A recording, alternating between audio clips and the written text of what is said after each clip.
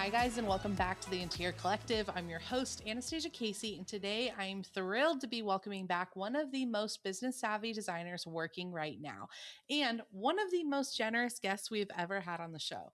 If you were here for Zoe's first episode, you know she walked us through her 6-step design process with a level of clarity and detail that genuinely stopped designers listening in their tracks. The questions have just kept coming in, and honestly, so have mine. So when I started thinking about who I wanted back in season 8, Zoe was at the top of my list. Zoë Feldman is the founder of Zoë Feldman Design, a studio with offices in both Washington, D.C. and New York City, specializing in high-end residential interiors with a signature approach. She's been featured in Architectural Digest, Elle Decor, House Beautiful, and more. And beyond the press, she has spent years methodically building a studio that doesn't just produce beautiful work, it operates like a real business. In this episode, we're talking about something that every designer hits at some point in their growth. How do you build a service structure that captures the right clients at the right level without compromising your brand or burning out your team? Zoe has done exactly that. She runs a full service design offering for complex, high investment projects, and she recently launched Demi, a design forward but operationally lighter service tier for clients who don't need full project management. And she's the most booked designer on the expert platform on the entire East Coast. How she built all three of those, how she prices them, positions them, staffs them, and protects the quality across all of them is what we are getting into today. This one is going to be a masterclass. If you are still the one holding your projects together, there is a better way. Materio is the project delivery system built specifically for interior designers. One connected workflow from concept to handoff to billing. Interior Collective listeners get 50% off their free month at getmaterio.com. Hey Zoe, welcome back to the show. I'm so glad to have you. I have to keep inviting you back to the show or to Design Camp because I just constantly want updates from you. So thank you for agreeing to be back. Oh, good. I want to be here. So thanks for having me. So since our last episode, I haven't been able to stop thinking about this concept of your Demi service, which you were sort of in the process of launching. It was like very new when we spoke last, when we chatted. And so give us the honest version. What has actually changed about the business, how that business runs since we last spoke? We will get into breaking it down. That's the focus of the episode. But like just off the cuff, are we still doing it? Is it still popular? Does it work? Yeah, we're still doing it. It is popular. We are starting to do more of a hard launch actually like right now because we wanted to take our time in launching it to make sure that it was as good. I don't want to say perfect, but as good as it could be before we went like to a larger market. So right now, up until recently, which I think we started running ads in the last, like honestly, a couple of weeks. But up until recently, it's been much more just word of mouth and like organic press. We figured out who we are as Demi, which has been sort of a road, like a journey, and ultimately positioned Demi as a difference in scope, but not quality.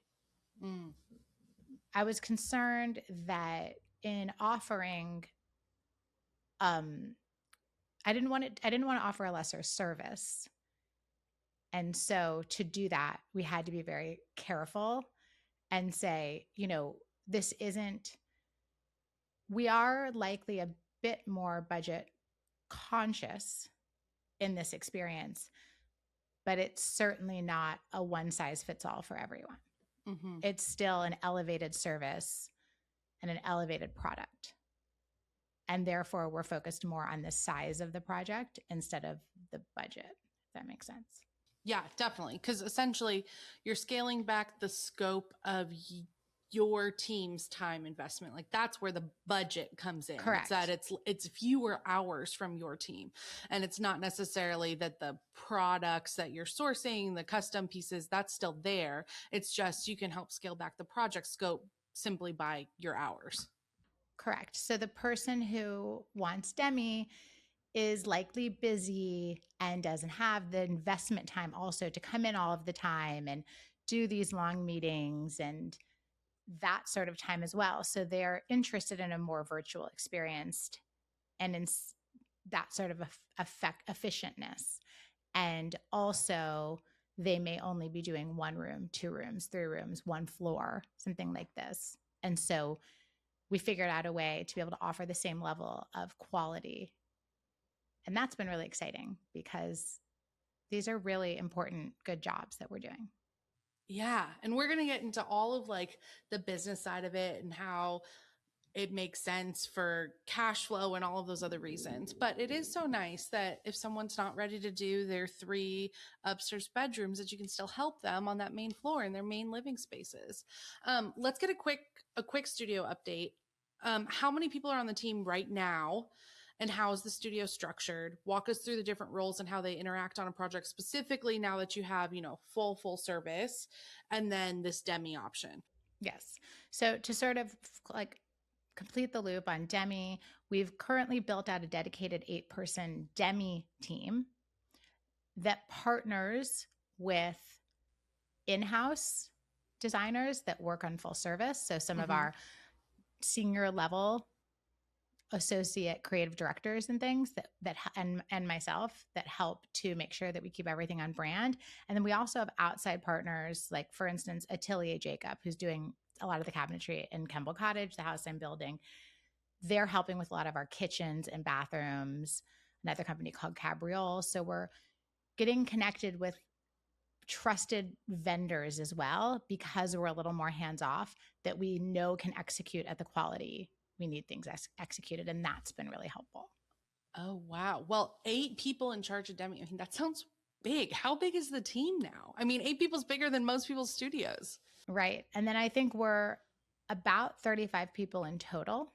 And so, yeah. So the rest of that is designers. I think maybe we have 12-ish designers. And remember, we have New York and DC.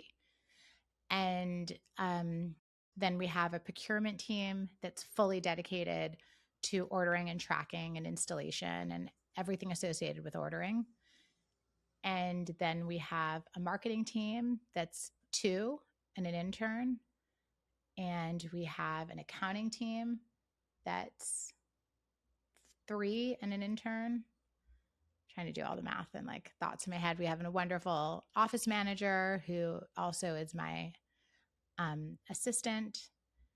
And then we also always have rotating interns. It's important to me that we have high school interns. I really like to mentor. I've talked about this before, high school students who are creatives and think that they'll never be able to function in this world, like I thought, on any important level. And then we also have like wonderful summer interns that come in who are college aged. Many do it for credit. And we'll usually have an intern in the fall, an intern in the spring. And that's a really important, it's an incubator for us, the internship program, a place where we can look for talent, grow talent, and hopefully then hire. And also it's a way for us to like give back to students and give them good experiences. I love that. Okay.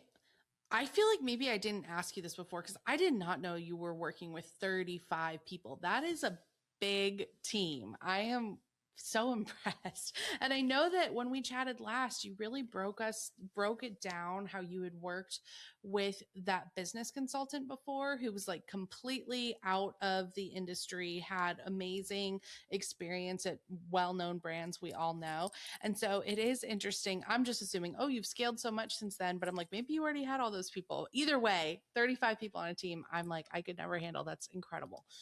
Okay.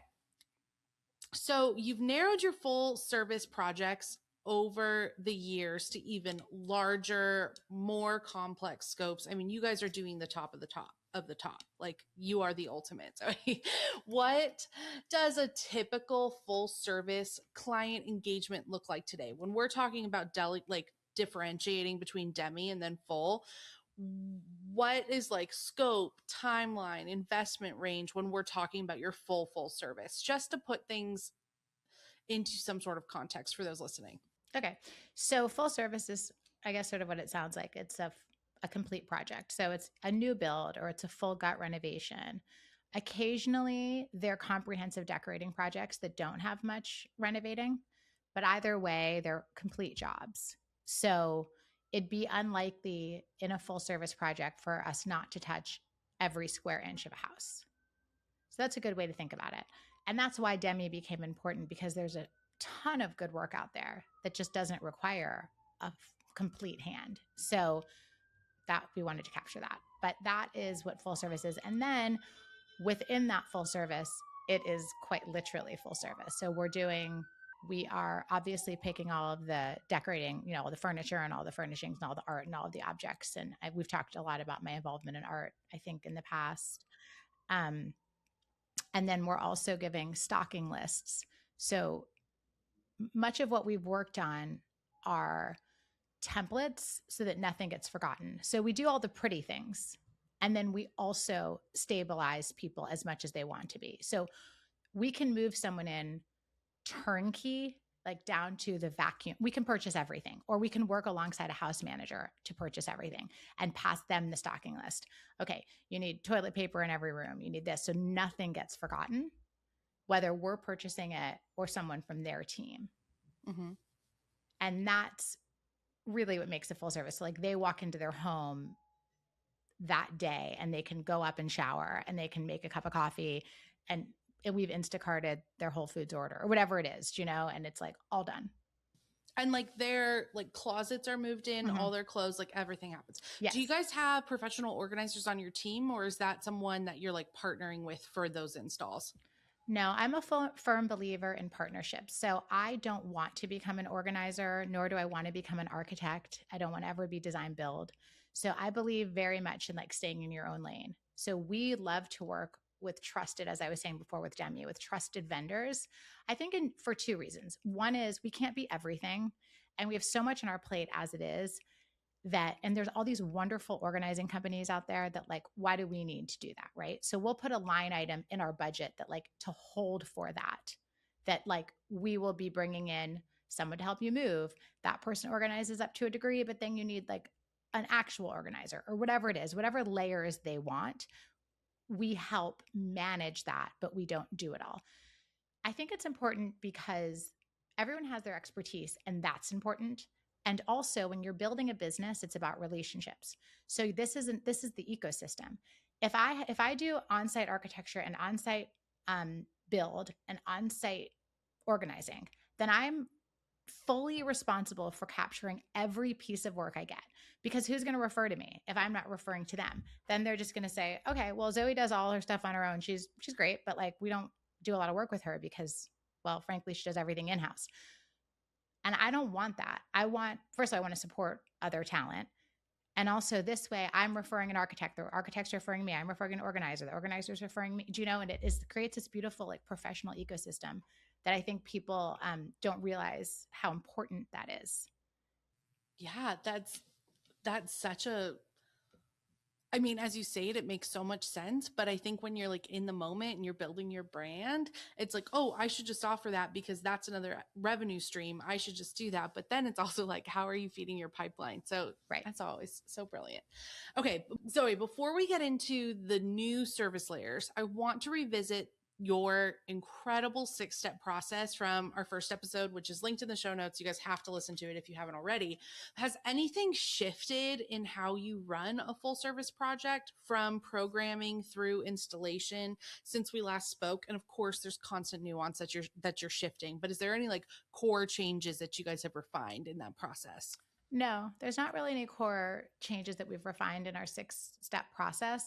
We're constantly making tiny tweaks, like who joins the kickoff meeting to introduce the client to the experience. Maybe how many people are involved in the installation and how often are they there? Or what happens if we have a queued client who needs a little bit of support up until the point where they become a complete client, right? Like they've paid to queue. There's 3 things they need from us, mostly architectural, so that when we acquire the job, it's in a really good place. And so obviously we want to help out where we can, things like that. But no, the general 6-step process remains the same. Amazing. And again, if you haven't listened to the episode, you have to, because the way Zoe sets hers up, it makes perfect sense for the scale and caliber of projects she's working on. So many times we get questions from designers of like, how can I give someone a budget when we don't have a construction budget yet? How, like, we don't know what we're building. How are we giving them that budget? So please go back and listen to that, because it solves all of those problems and also protects your studio's time financially and also just time wise. So that is linked in the notes for you. But let's get into Demi. You have already moved your firm away from those smaller scopes. You know, we're not just going to do a kitchen, we're not just going to do a powder bath, but then you deliberately built a new offering to capture that market back. Walk us through the thinking. I know you mentioned it, like there's great work out there that we're missing, that we're not capturing by only doing these full service. What made you decide to go back rather than to really just lean into full service work? Like what was the deciding factor that was like, this is worth our time? So I think that I naturally have a little bit of a startup brain where I'm constantly, and we've talked about this a bit, trying to improve things. You know, it's funny. It works for me sometimes. My husband recently told me I'm spending too much stupid money like at Amazon. And so I had to have a conversation with chat. And I was like, how do I stop spending this money? And literally it was like, the part of you that's a good problem solver is this is the bad part, because you're so quick to solve problems and move things fast. It's like you'll go to Amazon and be like, I need this, but then like maybe think it through first before you press play. So I think it was just funny that it framed it that way, because I was like, well, first of all, thanks. It's always so positive. But I was like, wait, this is so interesting because it is my brain, which is always and constantly problem solving. And so Mm-hmm. we were getting all these inquiries for a bedroom, a kitchen, everything we've talked about. And we were just sort of saying, no, like we can't do it. We just can't anymore. We're at the place where we can't do that anymore. And when my husband, who was actually working on a startup with me, started to sort of involve himself more in the business, he looked at all this money we were leaving on the table and was like, Jesus Christ, like he and these consultants were like, there's all this like potential, I guess it's potential money was being left on the table. And like, we want to capture some of this. And part of it is that I would be more of a Demi client. Like I can't afford full service in the way that no. I mean, I very much aspire to be a full service client. But at the moment, I'm more Demi, which is great. And so it was sort of like, I should be able to work for myself. Mm-hmm. Like, I want that because I have good taste and I have a healthy budget, like, but I couldn't hire me. So that was part of it. Part of it was purely financial. We're leaving all this money on the table. I love building businesses. I love employing people, hopefully in a positive environment. And so to be able to grow is exciting in that way, that we can, you know, Demi, I knew would help people like you, Anastasia, like young moms who maybe don't want to be in office all the time or want to have like, you know, 2 days in and maybe it's 10 to 4, you know, just have a little more work life balance, but still have a professional career and one they're proud of and do the thing that they're passionate about. And I think that, you know, women are often forgotten in the job market unless you're willing to choose. And as a woman and a mother, I don't think that needs to be true. And so that was part of the impetus. So there were many reasons that we created Demi, and it's been really successful. And we have managed to not capture all of that money that we were talking about, but a nice portion of it. And I see this as a huge opportunity to grow. We just want to make sure we grow slowly enough that we maintain control of it and we don't dilute the brand and we don't dilute the quality of the work. Mm-hmm. I had so many follow-up questions, which hopefully I cover them all, but if not, I'm making mental notes to ask you. I love that ethos. I just admire you so much. And, you know, we have family Fridays. Fridays are off at our office all the time because my whole team are working moms or soon to be, or, you know, in the future. So I know everyone listening is like, thank you, Zoe. That's beautiful. But I know another question people have is, okay, so we see the potential money that we could be leaving on the table. What about potential or like current workload when you were considering launching Demi? Were you like, we will absolutely have to staff this based off of the work that comes in, or was there there's a little bit of lulls in a full scope project when, you're in the thick of construction and ordering's done. Was there capacity to start taking on a few Demi projects at first, or was it like, okay, we're launching this and it's a whole new team? Matt felt pretty strongly that we needed to create a whole new team, that it Mm. would, one of the reasons I think I hadn't been able to grow in the past is by putting too much pressure on my team to do too many things. And so he made it pretty clear, okay, we need to staff this properly. One of the reasons we have decided to hard launch Demi through advertisement and things is because we know that a offering like Demi can have a queue, and in hard launching it, we can understand our interest. Like we Mm-hmm. already have a lot of interest. We can understand if we cast a wider net, what our interest looks like, and then staff up, because it takes time to onboard. People have to be properly trained. We make sure they apprentice a certain amount of time, or they have to come in with a ton of experience, and still they have to learn the process. So it's not sort of something that we can hire on Friday and launch them out on Monday.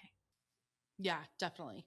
So when you guys were developing Demi, how did you decide what to keep and what to remove from the full service model? What were the non negotiables that you're like, this is still our brand and this matters no matter what? And things that you were like, okay, this is where we can see the project being able to scale back to create this Demi? We always knew that we would cut back on project management hours.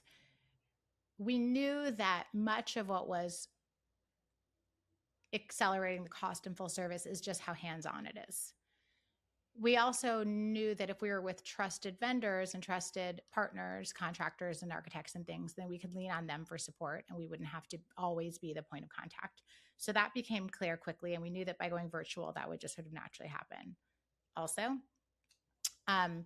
we lay out a really clean process for clients. So we set expectations at the jump so that they understand, here's how I'll be contacted, here's how often, here's how it will happen. Because we want the Demi clients to feel incredibly supported, which is also why they have a dedicated team. It's not just sort of like, oh, whoever picks up the phone or, that sort of thing. Let's see. I knew that we were trying to figure out if we install or not. Ultimately, I really hope that we continue to do the installation. I think it's important. I do think there's a way that we could do it without install, but I think the reveal and the install is sort of part of the magic.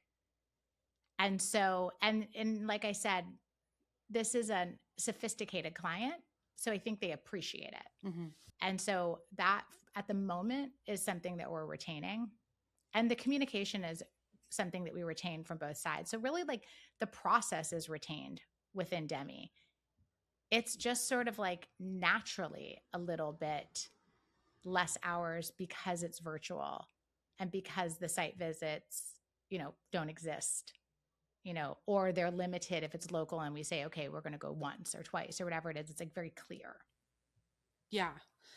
For the install process, I mean, I'm also sitting here going, gosh, do you guys ever get to photograph this? How do you handle that from a marketing perspective, especially if you guys are really like hard launching this with ads and everything?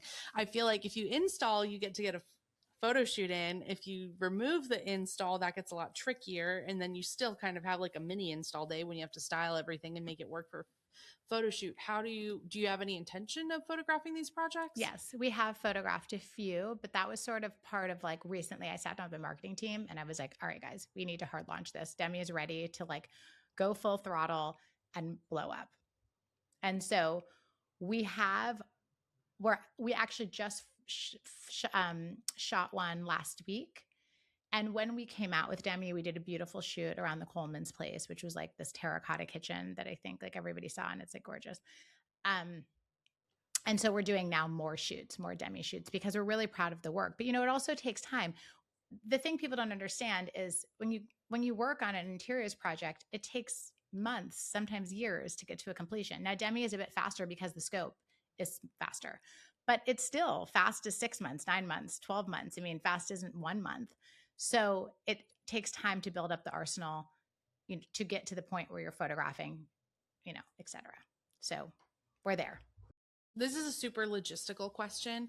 Um, for someone considering a very elevated but mid-tier service like Demi, you've said, okay, we're not going to come do site visits, we won't be meeting in person, but we'd really love to come at the end and be able to photograph it. How do you talk to your clients about that? Like, how do you make it feel really good for someone to get excited about the photo shoot, to feel great about it, if it's the first time that you guys are even stepping foot in the project and it's wrapped? Well, we don't photograph during installation. So we go there just to install the project Mm-hmm. and be like, here's your home, or here's your kitchen, or here's your whatever. And then we later work out details around. We talk on the front end, would you be willing to photograph your house, essentially? And that's already sorted out in the front end. Mm. And then the marketing team works out when they want to go in for a photo shoot. Because with Demi, because they're smaller, we'll often try to do like 2 or 3 projects at once, because we have, photographers are expensive. They should be expensive. They're amazing. And so sometimes we can get like 2 in one day or something like this, if it's just like, a small shoot. Mm-hmm. And so we're also trying to think logistically about how to shoot these projects, who should be shooting them, and that sort of thing. So it tends to work out. We've also found that people are proud of their homes. Hopefully they've had a good experience with us. They're like excited to talk about their homes. I mean, sometimes we ask people to interview them alongside their home to talk about Demi because it's young. And we've had people excited to help out with that. So that's been really nice. I think if you provide a good service, people are excited to help you.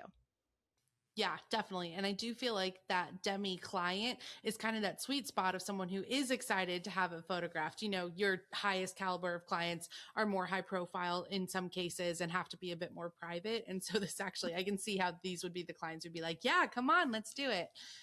So one of the things that you mentioned at the top of the show that I found so interesting is you have this ideal client as someone with a great budget, great taste, who just doesn't need the project management, or they're just not ready to do their entire home down to nothing.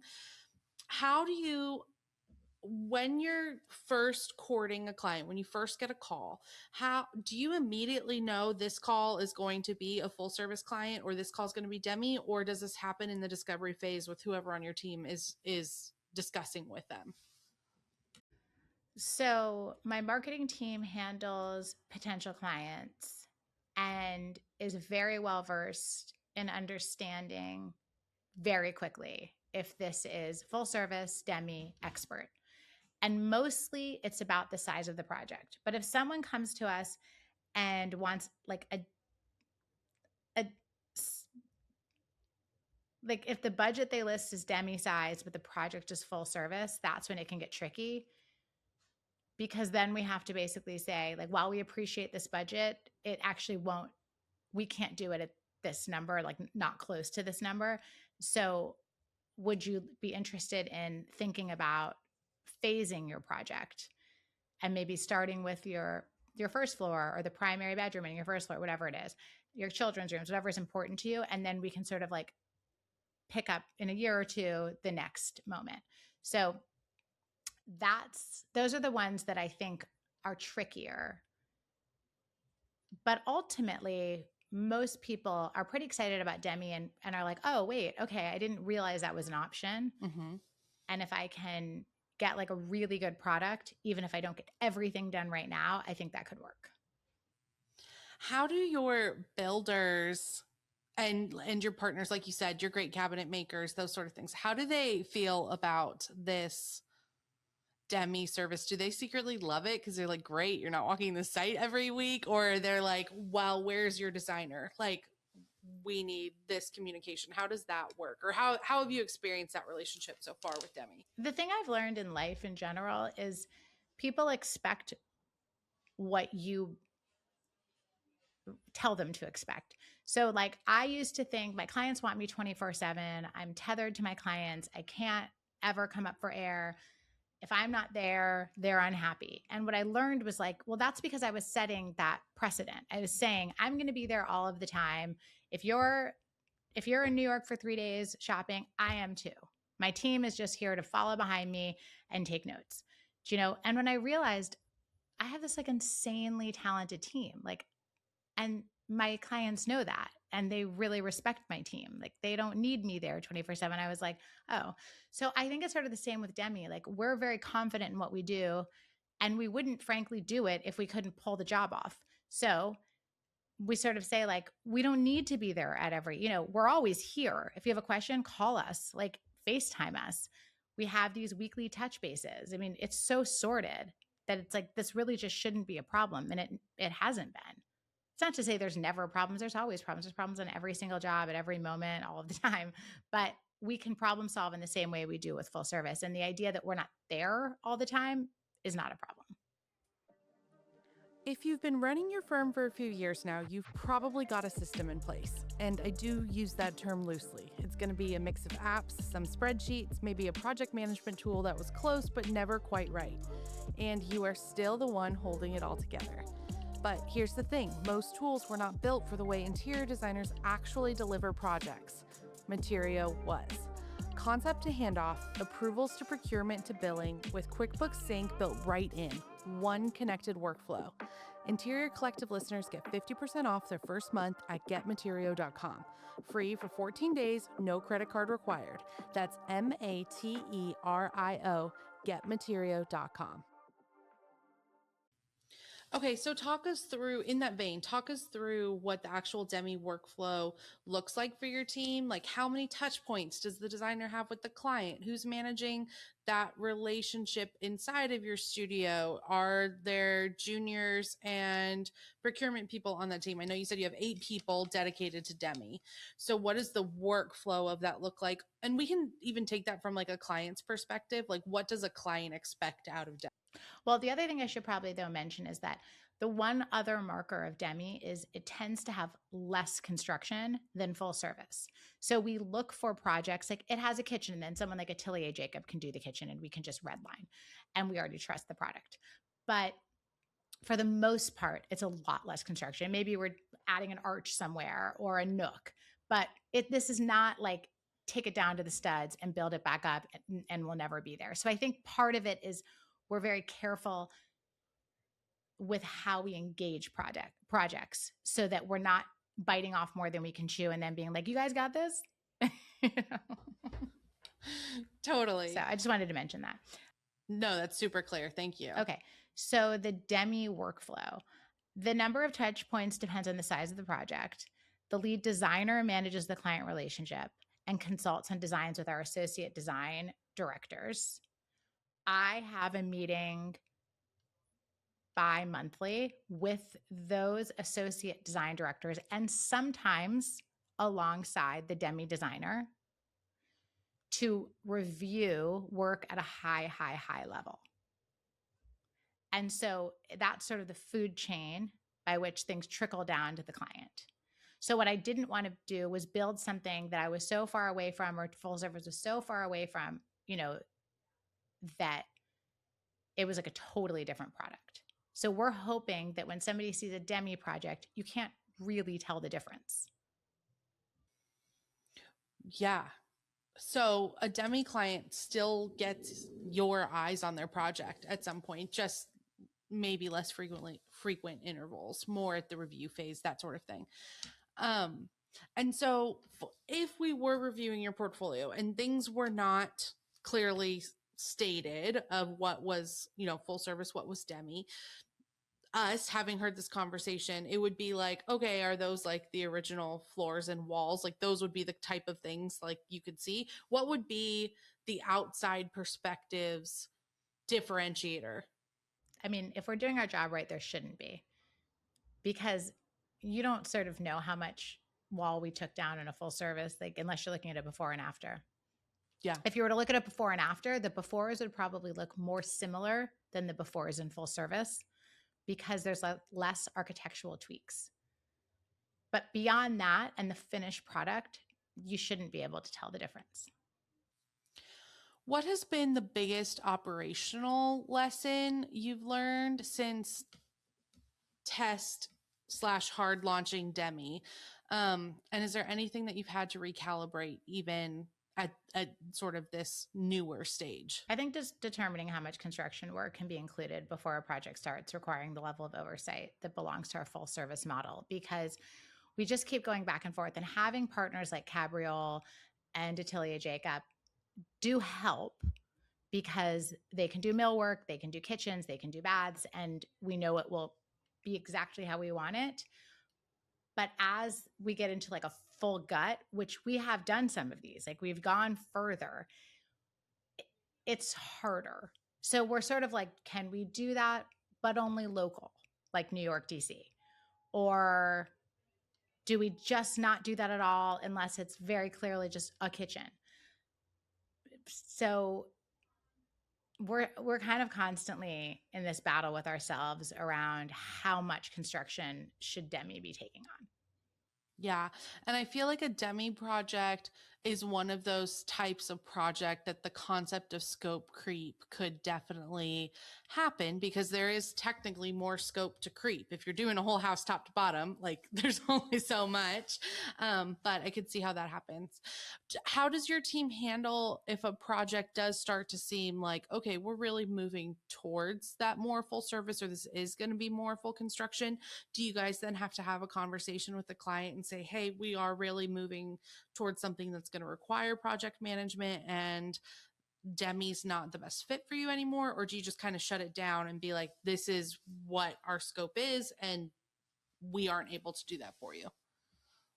We've had to go into hourly models to sometimes support things that look different when they started than how they're finishing. It's not our preferred way to work, but we can't just like leave a client like, oh, sorry, we don't do this. I mean, we have the capability of doing it, especially for local clients. Mm-hmm. So it's just a matter of, I mean, the thing about being a small business, even though you think 35 is so big, it's a small business. And the thing about being a small business is it keeps you nimble. And I'm a very nimble person, sometimes too much more than my husband or my director of operations would like. But um, at the end of the day, we're here to support clients. And if something happens and is outside of our process, we have the capacity and ability to support it if we need to. It's more of a lessons learned on our side. One of the biggest lessons you've taught me over the years, Zoe, is just reminding us that we are a service industry and serving the client at the end of the day is really all that matters and kind of whatever it takes to do so. So I definitely see how there's just going to be times that you have to pick and choose and say, you know, we got to get them over the finish line. So we know what our rules are. And so now we know how to bend them. Yeah. And listen, there are some designers who would disagree with me and do things very successfully differently than I. This is just like my core person, I think. And so it's probably my Achilles heel in business that like I will just do what it takes to get the job over the finish line and do it right. It's probably the best part of me and the worst part of me all at the same time. So So let's talk about the expert. I know we've talked about the expert on the show before. We've talked to a lot of people about the expert. You are the most booked designer on the expert on the entire East Coast and in the top 20% worldwide. How did that happen? Was that intentional positioning or did it just kind of grow organically? Like, did you make more slots available? Like it, I know that that's a huge thing. It's like you get to dictate how often you're taking the calls. So by having 20 calls available, is that what like puts you over the edge, or do you guys advertise it? Do you queue a lot of people over to expert? Talk us through how you got that incredible accolade, because there's a lot of experts out there now. oh, thank you. No, I don't. I think I have maybe like two a week that I have the ability to, and that doesn't always remain true because I travel so much. So I don't actually do it as often as someone would think. We make it part of our queue. So when we see that something isn't Demi and isn't full service and it could be the expert, it gets thrown over. I think I naturally have a personality for it because I'm not a gatekeeper and I kind of enjoy speaking to people and helping them. I believe deeply in good design and that with the right tools, a lot of people could be much better at it. And so I kind of like think it's nice to talk to people who are actually passionate about it and excited to be talking to me and like, oh, okay. And like, I don't know, like just sort of like it's gonna make a big impact. I had an expert call with a friend actually who booked me like properly through the expert. And I was just talking to her at a brunch the other day and she was like we started on the call and she's like, okay, so like what color should I do this kitchen? And I was like, so have you like paid for anything yet? And she's like, no, I haven't paid for anything. It's just like the architect. And I'm like, okay, I have to blow the whole thing up. Like you can't This is not your layout. And we laugh about it, but it was great because I honestly, in that moment, was like, I'm actually doing something for her. Like, this is going to be so much better. And, and it was. And so I like that. I like to be able to actually help people get good design. And so maybe that comes through. And um, yeah. And so I think it's kind of a natural fit for my personality. Who do you think are great expert clients? Like, who are the people who are calling? Is it people who are working directly with an architect and they're like, I just need like another opinion on this? We're not going as far as furnishings and stuff. Is it DIYers? Is it someone who works with another designer and they're like, I want another opinion? Like, who do you feel like is coming to you most? Hmm. Design enthusiasts who are a little more budget conscious and but really care about the end product. They typically come savvier than you would think. Like they have a real understanding of the landscape. It's so uh design is so pervasive now and it's out there and people like know about it and they know about resources and it's easy to get to. And so they typically come fairly educated. And a lot of times they want a gut check on things or they can't pull it all together. You know, the thing is no matter how you slice it, interior design is expensive. It, construction is expensive. Buying furniture is expensive. An inexpensive room is still $10,000.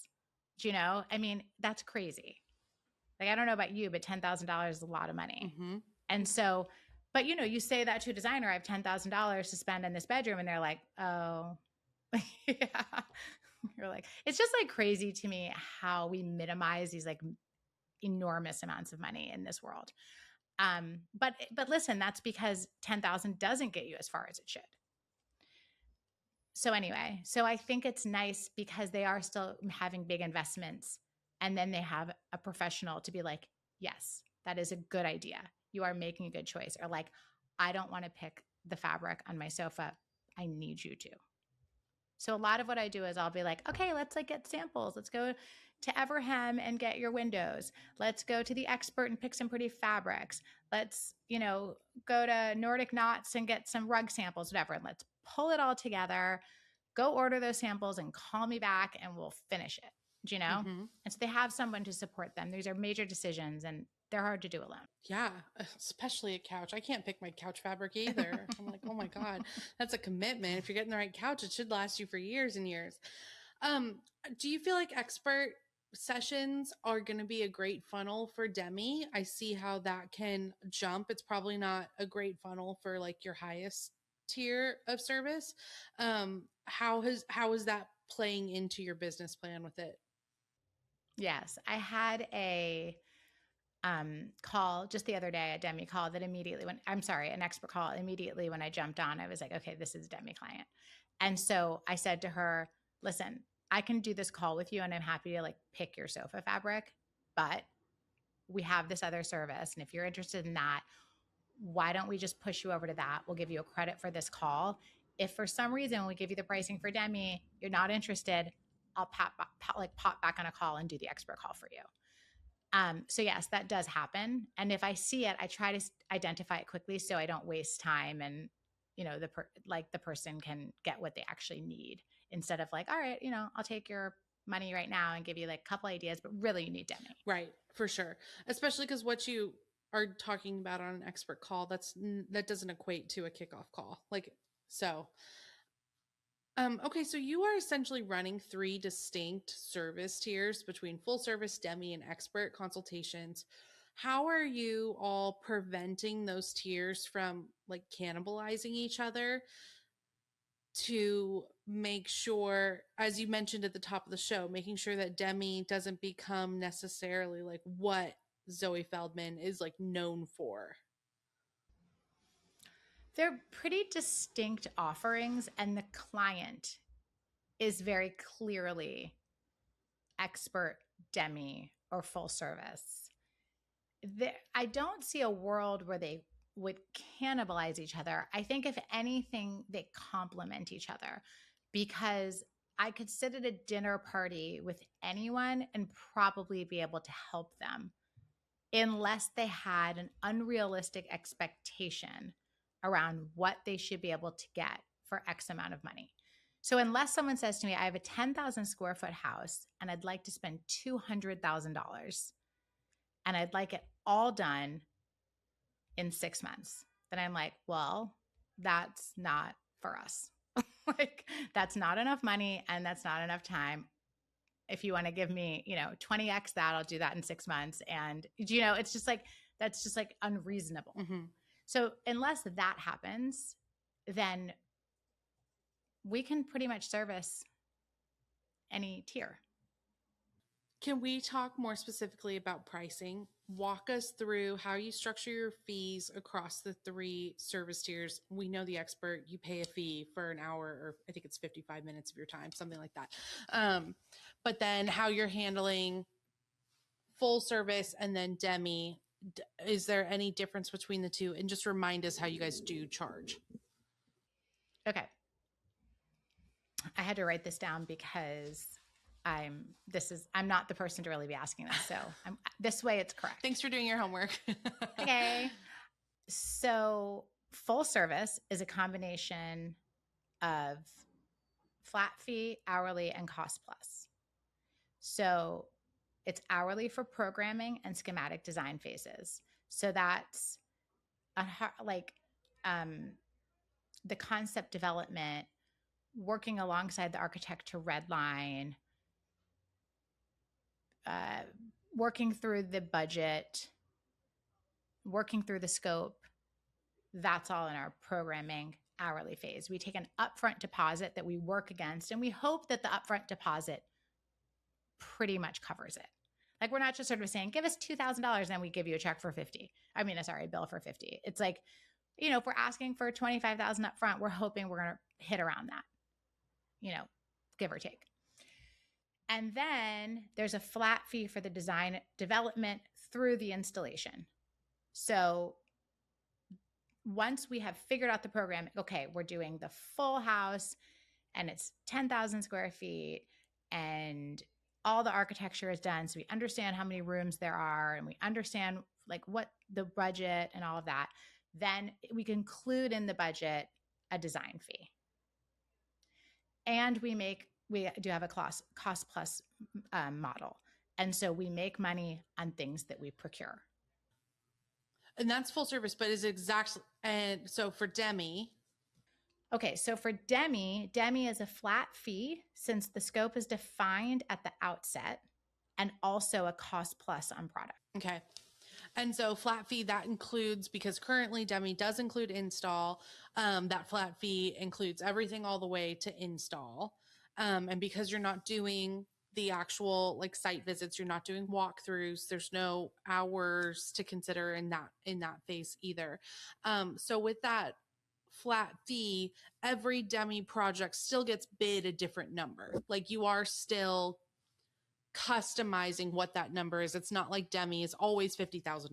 Like, it'll depend on that scope.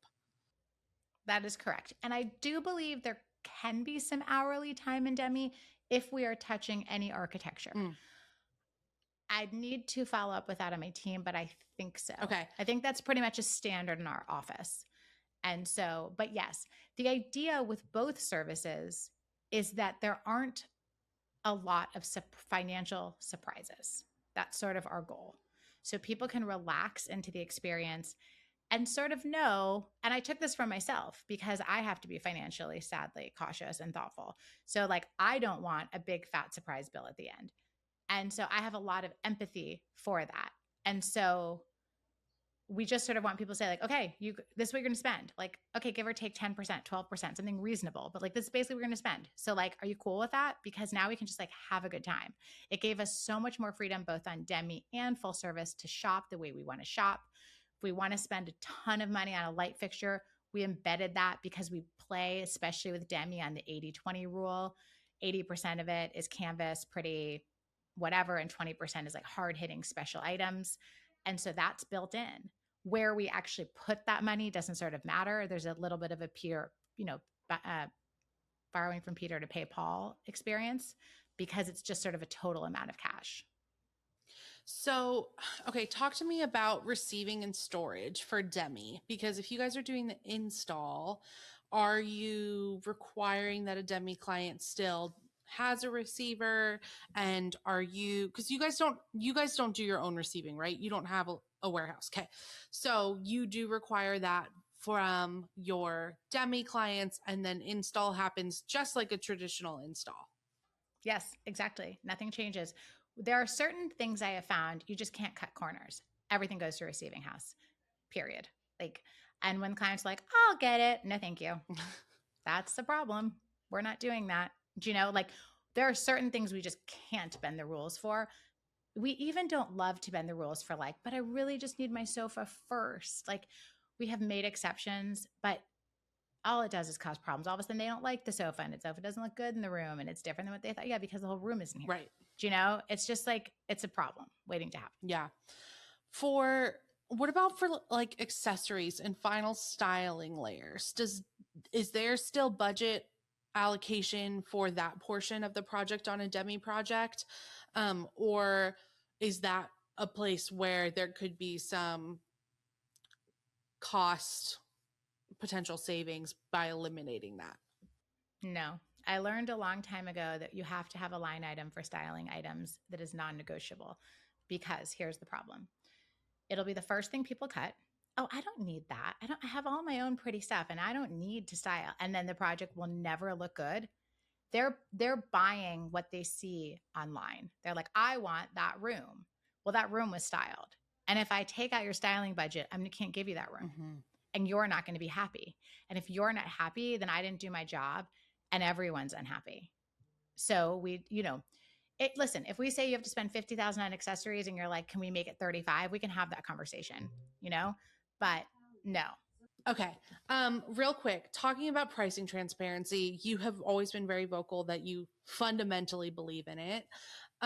Being really explicit on how you charge and why. Do you feel like that actually attracts better clients on the high end?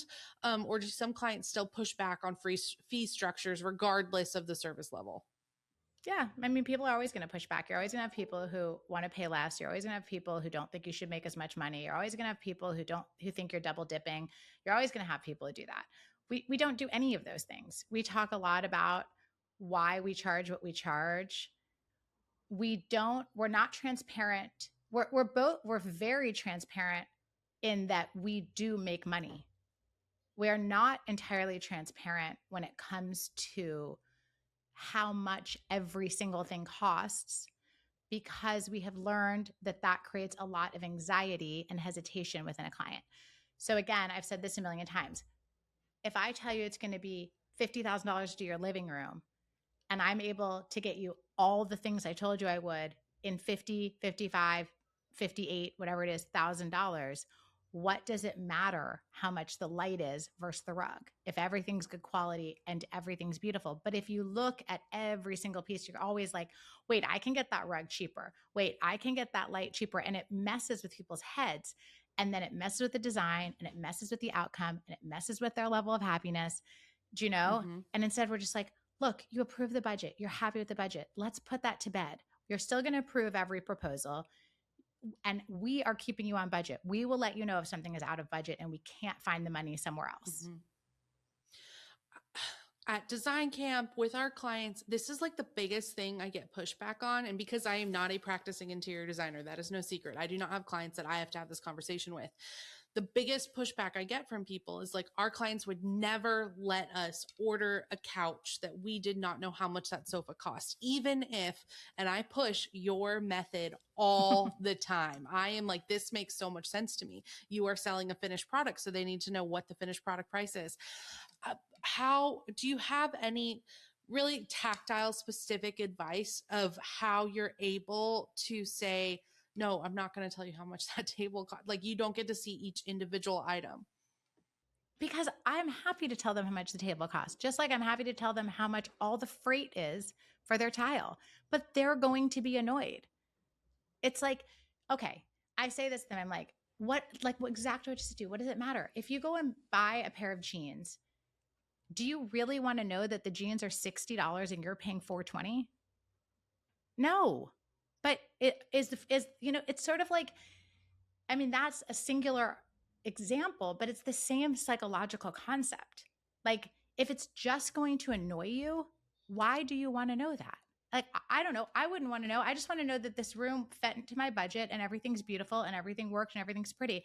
If I know this table I'm sitting at, which by the way was like $200 at a vintage shop, but if it were 200,000 and it was in my budget, and by the way, like that might annoy me, whatever. But by the way, we then give a whole binder at the end that says, here's all the product we bought for you. This is Geoponte. This is this. This is that. So they're aware of what was purchased. They could go online and like look and see how much a table like this is. You know, we're not hiding anything. We're trying to push. This is how you should explain to design camp, but you should invite me back to design camp. I would totally love to do design camp again. But we should push you should push that, like, it isn't about hiding things. It's about the client feeling comfortable to move the design along and not get hung up on this one component. And by the way, I'll freely say things to people. Like if I'm at the Dimitri showroom and I'm like, this sectional is going to be 50 grand. It just is. Like, it's just going to be $50,000. Now it could be 45 or 65, but it's really expensive. And then we're going to go down the street to Interior Define and get you for your lower level, this one that's like 5,000. And that's how you're going to be able to afford this one too. But isn't this like the dopest sectional? Don't you want to sit in this all day long? Like, I want this sectional. So that's sort of how we frame it. And I think it's a little bit about confidence, but also just about like being a really authentic, honest person. And so you're like, it's not about hiding anything. It's just about giving a really good product. And as people chip away at little things, they chip away at the overall product. Definitely. Well, obviously, as soon as someone starts, a side table, sure, we can swap that side table. But as someone starts really nitpicking every dollar spent through everything, yeah, it takes away the fun of the project from their experience too. So I think that's a great way to position it. It's like we are trying to deliver the highest quality and also highest touch service possible. And with that, I mean, just like your builder's not telling you how much the caulk on everything that they just caulked is costing. They would never be disclosing that. Well, and like your doctor isn't telling you how much the surgery is and how much you're paying for it. Like everyone's just like, give me 60 grand and I'll make your heart work. Like, like they're not like the TAVR is this much, it's just the weirdest business because it's available to everyone to do themselves. The other thing I would say is screen people early, have this conversation before you sign a contract, tell them who you are before. They'll let you know if they're not down with this. There's some people who can't do this. Trust me. We have people who are just like, I need to see every line item. I'm like, this is not for us. We're not going to work well together. And you're amazing. You're going to find someone who works really well with you, but like, it's not going to be us. And did you just like decide to do it that one day? Was it like, okay, on this project, we are not line iteming, or did you just never line item? Oh no, I used to line item, and the hell that I went through line iteming. I mean, that's what it came from. That and hourly work. Being like, it took me 45 minutes to source your side table. By the way, it did. And they're like, I'm not paying you, this amount of money for, and they're not totally wrong. Like, you're like, I know that's like a lot of information to give someone. And like, I would be annoyed too. It's like less is more in a lot of these things. People don't want to fully know how the sausage is made. Like, it's just some things are better left. Like, are you happy? Did you get everything you needed? Did we stay on budget? Did we stay on time? Great. What's there to complain about? Yeah. Okay, I have two last questions. I actually had a lot of questions I have to skip over. I'm going to have you back to design camp and back on the show again tomorrow. But when we're talking about, I feel like your brand language has evolved since I really started following you closely. The studio's now talking about giving clients tools to discover and express their own good taste, which is very specific and intentional framing. Where did that positioning come from, and how does it show up in how you present yourself to prospective clients? We want our clients to walk away from working with us knowing what they love stylistically, sort of like how to express themselves in their homes, understanding like their story behind the furnishings. So one of my goals is when we leave a project that the client is more educated than how they showed up, whether that's through art, architecture, and that they've learned a language that they didn't know before they came in. I have a general passion for like making the world more beautiful and stylish. And we just can't do that alone, Anastasia. We need other people to do it. So part of the process is to educate people to become more passionate, excited about design, and also like feel more confident. Okay, so this is a very tough question, and you guys are so great, and you have your notes prepared, so I'm sure it's going to be like mind blowing. But designers who are listening to this, we have designers around the world listening at all different stages of their career in their studios. Some are running a solo practice, some are trying to scale.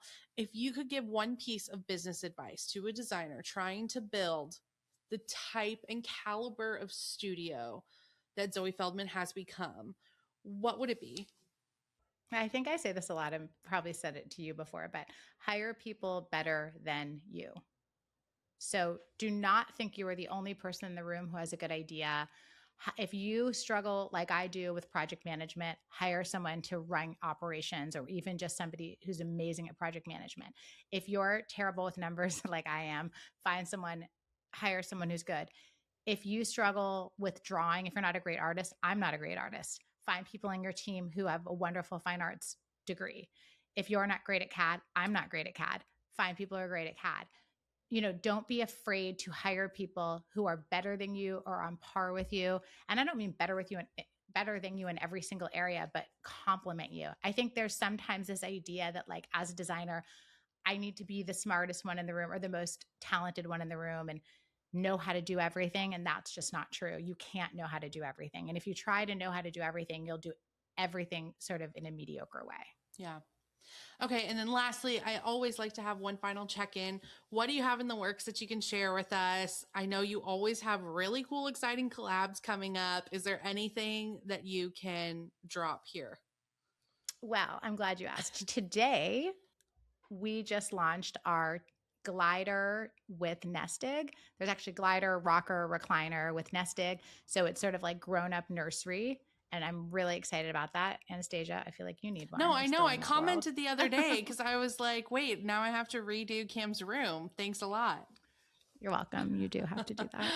And then we have a book coming out in March or April of 2027. What? With Monticelli, which I'm so excited about.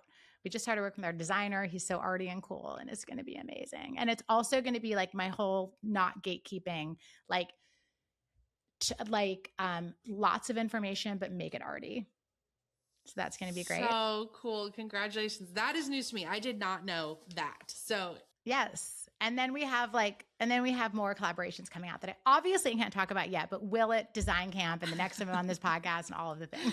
Amazing. Well, as always, Zoë, you're so brilliant and just, I love how your business brain works. And I love that you just go on Amazon and buy the thing that you needed, even if you didn't think through it. That is what makes us us. That is what makes us the crazies who are able to live this entrepreneurial life in the design community. So thank you so much for coming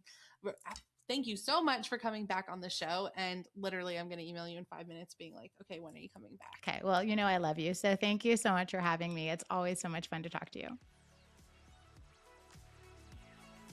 For more in-depth analysis of this interview, including exclusive downloads, examples, and more, don't forget to subscribe to the Interior Collective on Patreon. We are building an amazing private community of interior designers and industry experts open to candid conversations and answering questions. Join us on Patreon in the show notes or at patreon.com/The Interior Collective. Thank you so much for tuning into this episode. Producing this show has truly been the honor of my career, and I cannot believe I get to have these conversations. A big, huge thank you to our production team at IDECO Studio and Quinn Made. Your contribution literally makes this podcast feasible.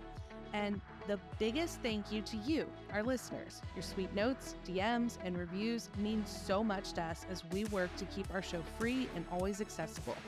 Until next time, I'm Anastasia Casey, and this is The Interior Collective, a podcast for the business of beautiful living. And a very special thanks to our presenting sponsor this season, Materio, the project delivery system built specifically for interior designers. Visit materio.co to get started.